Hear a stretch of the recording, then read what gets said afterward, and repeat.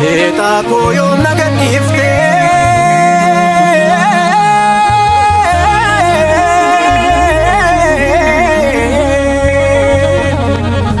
laatte na qubsite danuu narratti gadhiifte makkatamaa jireenya koo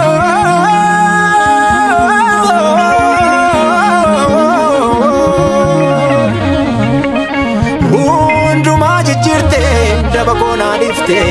ilma kee na kiifte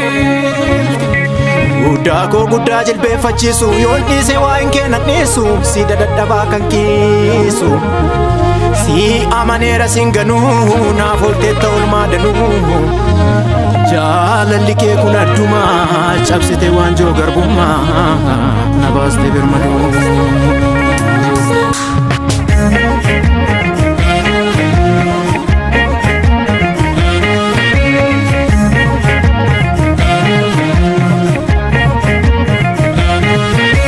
Ulaagaa malee na jaallate waa'ee kootiif yoomoof wakkate buyyuu naaf laate narraa jiksee cubbuu akka tullaa reebamee fannifame qullaa ani saafan bulaa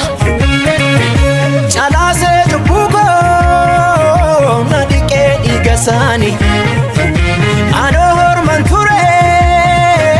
na godhee mucaasa calaasee cubbuu koo na dhiqee dhiiga isaanii anoo horman ture na godhee mucaasa lakkiidhaa marraasu isa naa dhamaasu isa of naa rarraase Yesuus maaliif faarsu lakkiidhaa marraasu isa naa dhamaasu isa of naa rarraase Yesuus maaliif faarsu Yesuus malee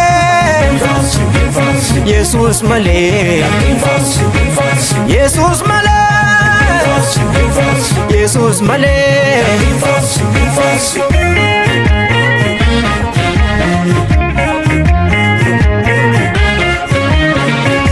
Yesoofaan kenna annamummaa koo yoo fedhees na wareega lubbuu koo inniyyuu na fide achuruufa bara koo Yesuus ifan bubbuufa lafee isaatiin jireenya koo naaf ijaare kanaafiyyuu jajaachuusaafi na sarmaare na argatee fageenyarraa achi duuba galaanni koo hin xiqqaatuusaaf hin rooba jaalala jechuun akkas akkasii galatan kennaafi ammas ammasii jaalala jechuun akkas akkasii galatan kennaafi ammas ammasii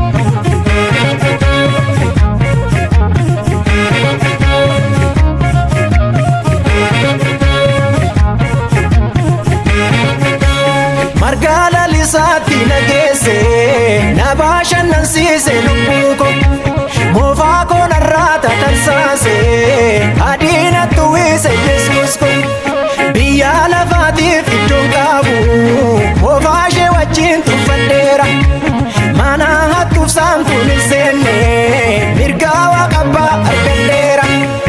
dukkaana koo narraa dabarse bariisise barii barraaqa yaaddoof sodaa tokko hin qabu gooftaa qabadhee nan dandaaqa Omaanu madaalu qabaa misa caalu sodaan koo nan dhaalu Omaanu madaalu qabaa misa caalu sodaan koo nan dhaalu